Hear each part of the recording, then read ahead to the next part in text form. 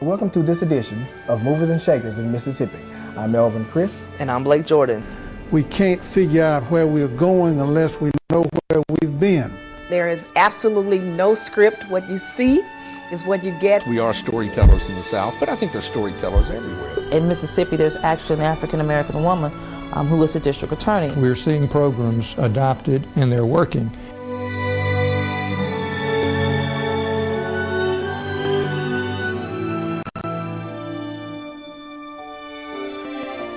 Hi, I'm Melvin Crisp. And I'm Blake Jordan. Thanks for tuning in to Movers and Shakers in Mississippi.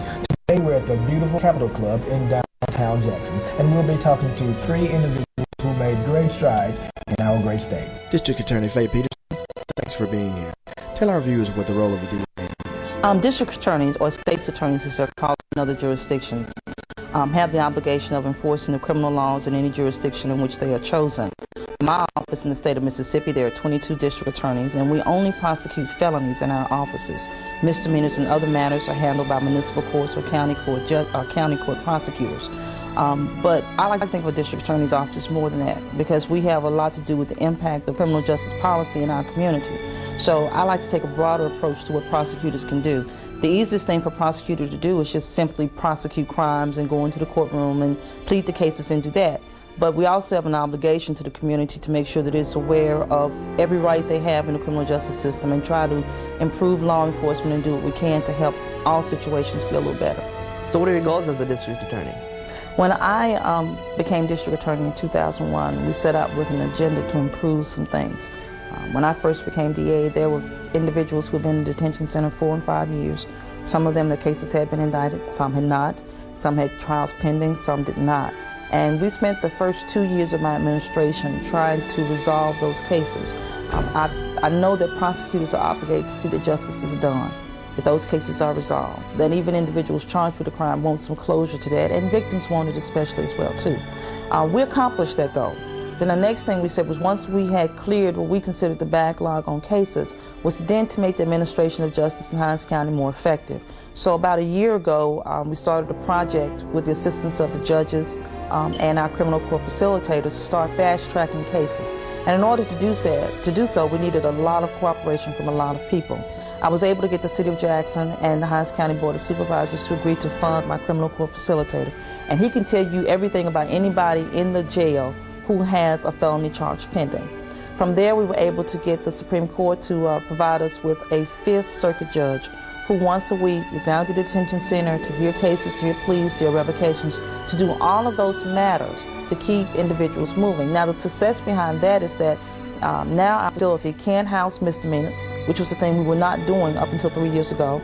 About a year and a half ago, we were discussing having to expand our jail. That's something we don't have to do anymore because we've kept our numbers down. Now, at times, crime will increase and our jail population will go up, but because once a week we have individuals down there who are working on revocations, who are working on pleas, who are making sure that individuals are constantly moving through our detention center, that's not something that we worry about. It has saved our county hundreds of thousands of dollars because we no longer house individuals for any length of time.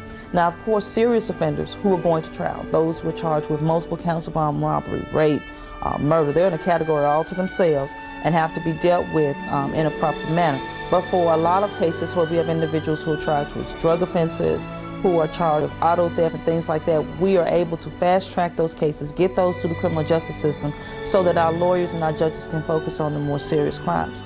How many assistant DAs do you have? I have right now 14 assistant DAs.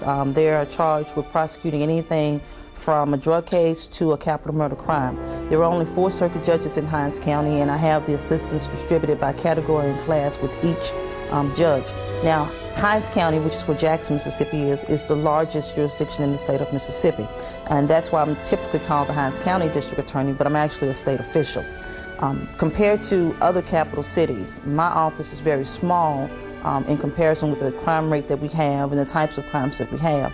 Unfortunately, in the Jackson area, we have more armed robberies and more homicide cases pending compared to any other place in the state of Mississippi.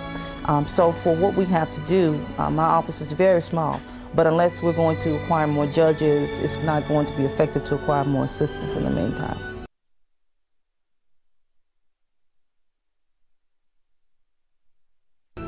Okay, I understand that you were very instrumental in starting it.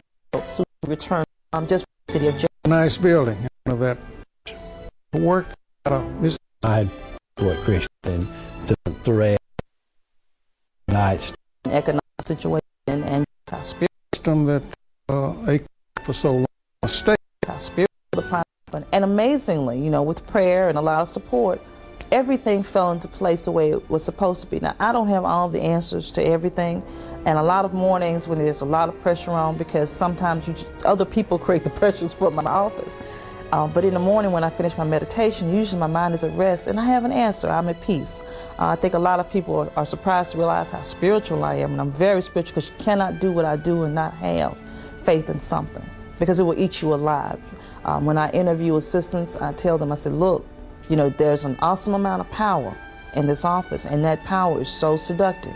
But you have to be able to sleep at night when you realize that you sent someone away for prison for the rest of their life. And if you are not absolutely certain about what you did, you are in the wrong profession. And around and mistakes. For equality, of course.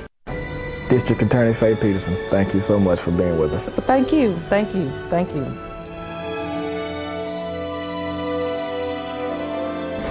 Welcome back.